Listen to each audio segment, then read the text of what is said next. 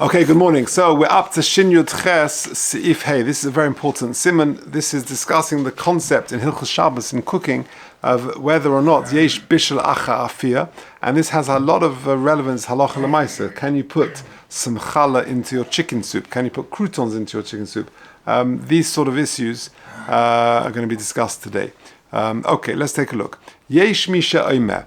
Says the Mechaber, there are those who say the davar shenefo nitzla, something which is baked or roasted, im bishle achakach b'mashka. If you then put it and cook it in liquid, yesh b'mishum bishul, there is a problem. It is possible to cook it. In other words, yesh bishul acha afia or yesh bishul acha tzliya.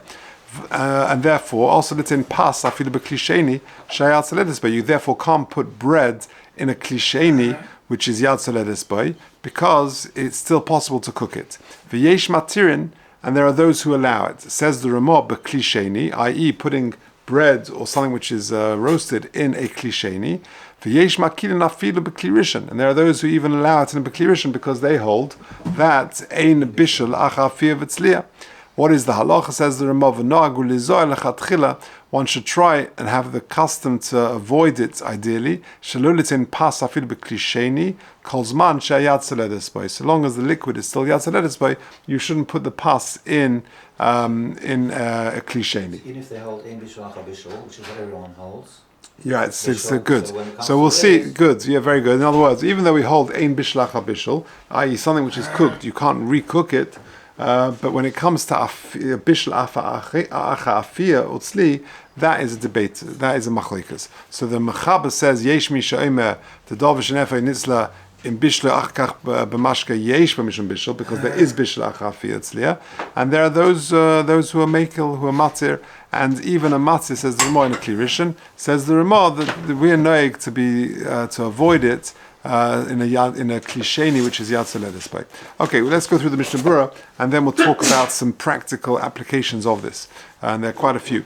Okay, says the Mishnah Berurah, Sif Katan Mem, in bishdach kach b'mashka, rotzoloima, shenostem b'kadeira, you put it in a pot shemispashelis in roitev. So, for example, let's say you've got chicken with a lot of gravy, and you want to put some bread in that, some challah, let's say in that, but if you put it in cold liquid, that's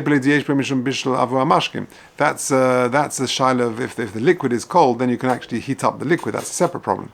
Mishum bishul, that if it's shaykh bishul acha afia, the ein bishul acha bishul b'davar yovesh. Your point, Yossi, mikol makom yesh bishul acha tzoli. There could be a shaila of bishul, according to this opinion of after something which is roasted. Va'afilu adayin roseach machmas atzliya, even if it's still hot because of tzliya. In other words, you've got something which is solui, which is roasted, and it could still be boiling hot, but it's still shaykh bishul after that point. And by the way, if you look at note 59, he talks about the instant coffee situation, because, and this is why I didn't fully, please go at the end, maybe I'll just clarify the halacha regarding hot drinks on Shabbos again, but regarding Turkish coffee, and coffee which has been roasted, again, this is a very good application, because if you hold yesh bishul acha tzliya or afia, so then if you've got Turkish coffee which has not been pre-cooked, it's been roasted, right, and that's the problem with the Nescafe Gold Blend. It's got a chelik in it which is either been roasted or has not been cooked, right? That's the problem. And then you add hot water, let's say iru klirishan, which is going to be mevashal kadei klippa, or you've got a klisheni which is going to be yad soledes boy, which could still cook. So then you've got a problem. So take a look at 59. V'chein lo says kafe shachar b'klisheni sheyad soledes boy. I think when he says kafe shachar, I think he means Turkish coffee. I think. Not just black coffee. Das hagorim listen karelitz she'asa kemen shekliyasa ein nechshavet letzliya, because the prior action was to roast it. Or cheshanois lemayim nechshav adova k'bishul acha tzliya. So if you hold yesh bishul acha tzliya, that's your problem with Turkish coffee. And the Ramah says that you've got to be zahir not to put in the klisheni. Our whole minhag is to dafka only put in a klishlishi. So therefore, for example, what's going to emerge from today is you can put your challah in your soup, if that is your practice, or dip your biscuit into your coffee, or whatever everyone's private practice comes out now in halacha, or putting croutons, soup nuts, mandalach in the soup. You've got to make sure the soup's a klishlishi. Because if it's a klisheni, says the Ramah, you should be zohe not to. Why? Because the shaila is you might be cooking something after it's been baked or roasted. So how's it Lokshen is different because lokshen is cooked, and that's bishul acha bishul. That's no problem. So, for example, so that's an important point that Chaim just made. That, for example, sorry, Yossi, what's that?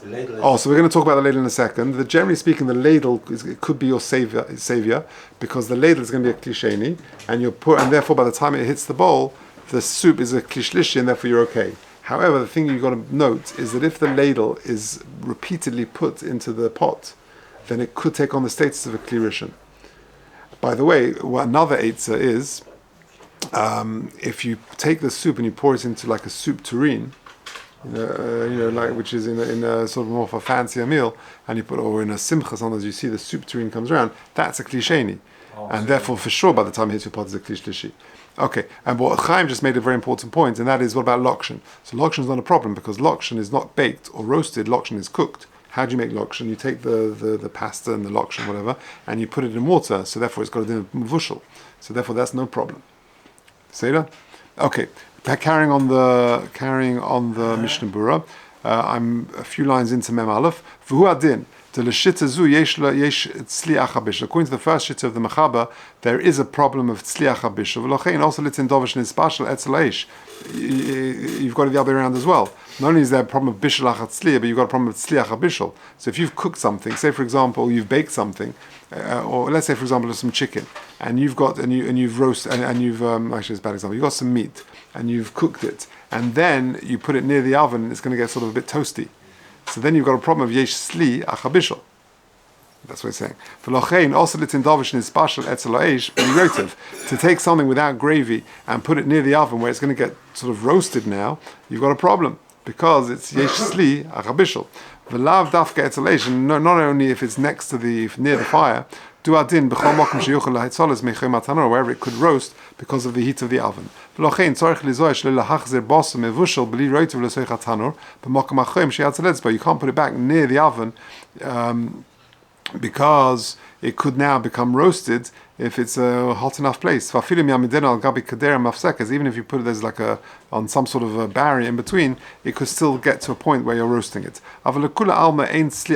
But although this opinion says yesh bishul achat tzli and yesh liachat bishul, however, ein tzli achat tzli. So once it's roasted, it's roasted.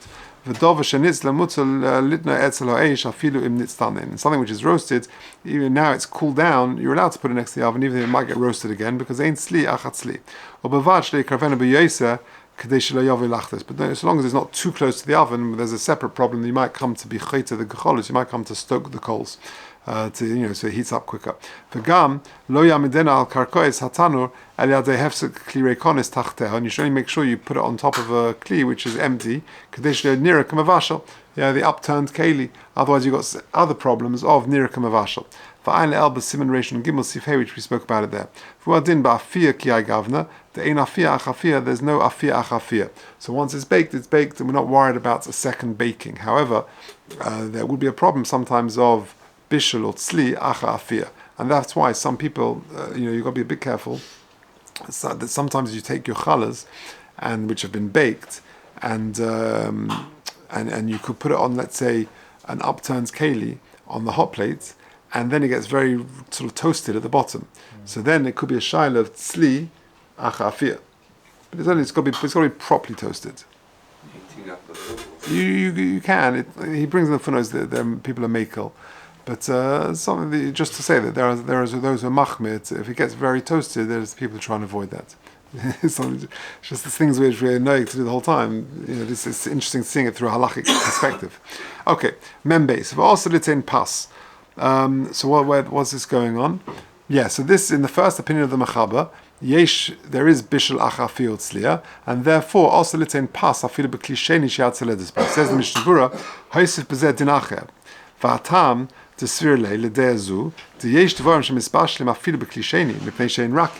get some things which are quite soft and they could cook even in a klisheni.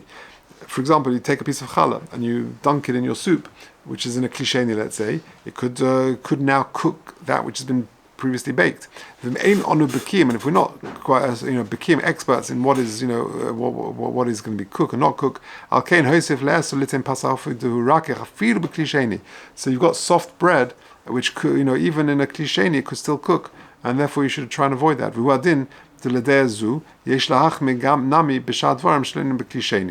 Okay, and therefore that's not only your challah, but it could be soup, nuts and croutons and things like that.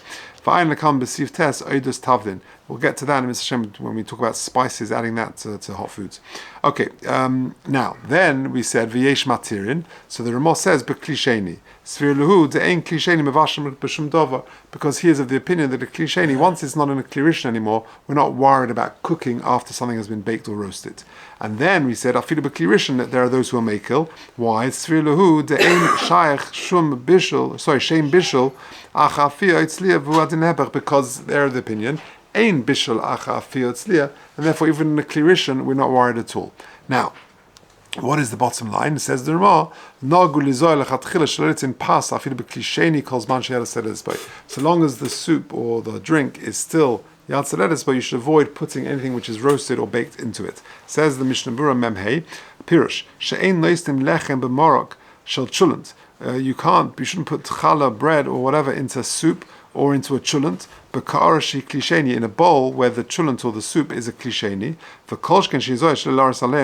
Certainly you shouldn't pour soup onto the challah, because from a klirishin onto pouring onto something, it's going to cook kadei klippa, we say. A iru klirishin, it cooks kadei klippa.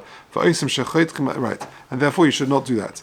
Now there are those people who cut onions. Oh, here's our makava connection. And they pour the soup onto the bowl with an onion in it. Only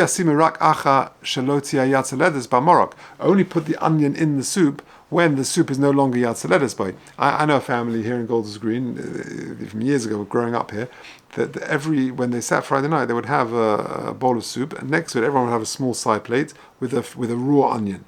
That was their thing. He's one of the big Magadishurim in Yerushalayim, and that was their hanhaga. And you do as well? Yeah? It's actually mishpach of yours. That's one thing of. Yeah, whatever. So and they would do that. Yeah. So they would take. Yeah. Ah, there you go. Okay. Yeah. So they would take the onion and they would put a raw onion and put it in the soup. So he's saying, Lo yasimu rak achash lo yatzeles by. Just make sure that the soup is not yatzeles by. Why? To belechem, with bread, yesh kula machmas shenef ekva. At least with bread, it's already been baked. So you come onto the whole sugya of yesh bishlach hafir, ein bishlach hafir, etc. At least there's what to rely on. And still we're careful to avoid putting it in the klisheni, and certainly with onions, we're not exactly sure what's going to cook, what's not going to cook. And onions which are raw, it's more likely they are going to cook more than bread. And therefore we make sure you only put your onion in the soup if the soup is no longer yatzaledes by.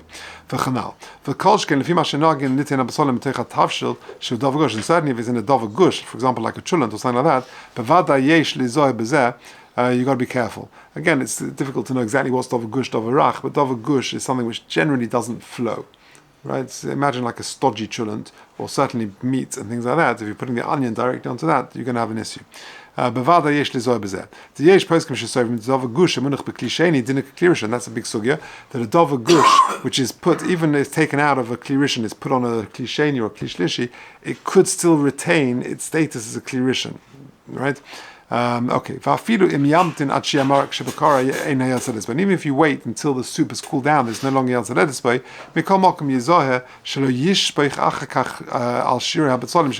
You could have bits of raw onion left in the pot. You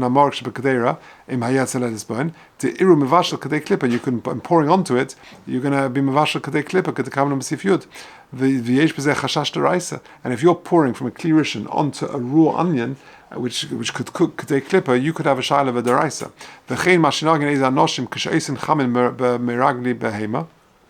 They make some sort of soup. Sorry. Yeah, with what's it called? Feast. What they call it? Whatever. Yeah. And then to pour onto bread which is in the soup. Mikli Rishon, lo yafei mosin. That's not a good thing they're doing. Even if they don't put the bread first, and they put the soup first, so that the soup is now a klisheni. The Ramah says even in a klisheni you should avoid it. If you want to put the bread in the soup, therefore wait for the soup to cool down. That is the yatzaledus by. Or serve it with a ladle, so that the ladle is a klisheni, and now the soup in the bowl is a klishlishi, and in a klishlishi we're okay. And if certainly if you want to put onions or garlic in this hot liquid, you've got to be very careful to avoid that. Because if you're pouring from a kli rishon onto these things, because you could have a deraisa like we said. Let me just finish this, and then we'll just do a couple of notes, and then we'll summarize. So the Ramah says that lechatchila you should avoid putting bread into liquid, into soup, or croutons into soup, things like that. In a klisheni, you should avoid it. Lechatchila ubediavad says the Mishnah Memvov afilu b'kli rishon ein less od yesh lismach al yesh kinim. But bediavad, there in a kli rishon it would be okay, because there is that opinion of ein bishel acha afir v'tzliya. Afilu b'kli sheni. Mem Zayin, or Bekli Shlishi Mesad al Prima Godim Besivkotten Lamatei Lahokel. And the Kli Shlishi we make. Now that's very important, as because that way you can put your challah or your croutons or whatever into a Kli Shlishi. No problem. However, if it's so hot that it's more hot than yatzaledus by yad nichves by your hand's going to just retract. It's just a bit hot. Imagine the side of a hot drink. You hold it retracts a bit. But if it's yad nichves by your hand will burn from it. That's hotter. Then everyone agrees in the klisheni we're going to cook. So a couple of ha'aras. Note number 65 is on the next page in my one. 65, just to pick out a few practical applications. Okay, so Haisif, if you look at note 65, another application of this could be putting a slice of lemon in the lemon tea, right? Because you've got it's shaykh bishul in a klisheni. So v'haisif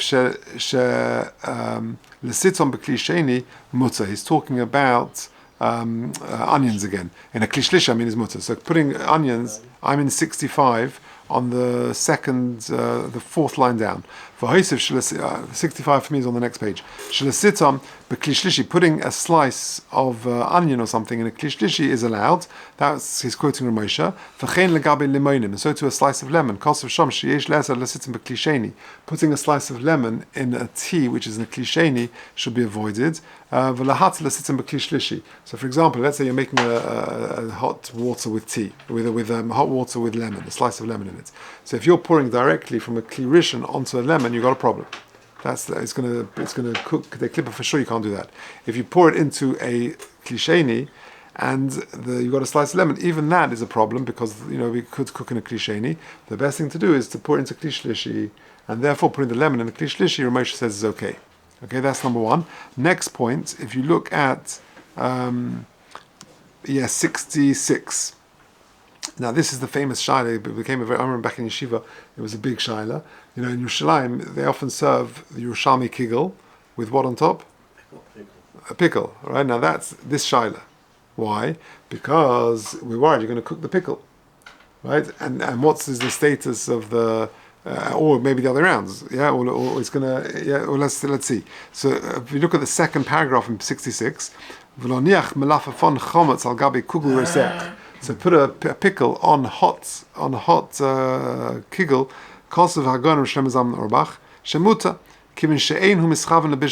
You're not intending to cook the pickle, and on the contrary, you don't want to cook pickle. And not very geschmack. Of a prach, I'm fun miskalkel k'tzas machmas and it gets actually deteriorates a little bit if it gets heated.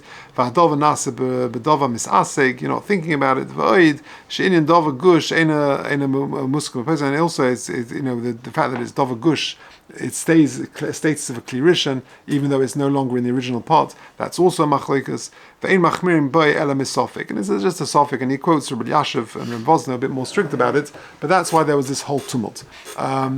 Okay. Beseder. So just to summarize Sif Hey, very important Sif. There are two opinions whether or not Yesh Bishel Acha Afir and Sliya or not. The first opinion of the Mechaber is Yesh Mishaim Dedovish Nefer Nitzla Yesh Bishel. And then he says V'yesh Matirin. And those who are matir in a klisheni, because they say a klisheni doesn't cook, and there are those who are matir even in a klirishim because they hold ein bishel acha afir tzliya. Says the Ramah, what should we do? We are noyeg lechatchila that in a klisheni not to put any bread or something in a klisheni, also any cooked, any baked or roasted item in a klisheni. Therefore, halacha lemaisa, when it comes to challah and things like that, you should try and make sure that you only put it in a soup or hot liquid which is in a kli shlishi. So make sure, for example, you either take from the soup pot and you use the ladle and you pour it into your bowl. That would be a kli shlishi, because the soup pot is a kli rishon, the ladle is a kli sheni, the bowl is a kli shlishi. Just be mindful if you're cooking. If you've got a lot of guests and you're repeatedly putting the ladle in, then the ladle could take on the status of a kli rishon. Putting croutons in is the same status. Another application. He's mentioned that. Okay, that's fine. What other applications? Okay, that's pretty much it. Any questions? Yeah. Yeah, the ladle is not really reducing the heat. So when it goes into Keilu Shlishi, it's still the same heat as what it was. No, why? It's you've got a ladle which is a separate kli, and you've scooped out the soup, and you now put it in a new bowl. So the ladle has now got a kli sheni because it's not the same pot. It's not a kli rishon. It's not the pot that the soup. The soup is still the same in essence. But every time it goes from a kli rishon to kli sheni to kli shlishi, it goes down a little bit. You do the, if you ever do a science experiment, you can do it at home, you'll see it. It actually goes down quite significantly. Yeah. Yeah. Okay, Seder, we'll leave that there.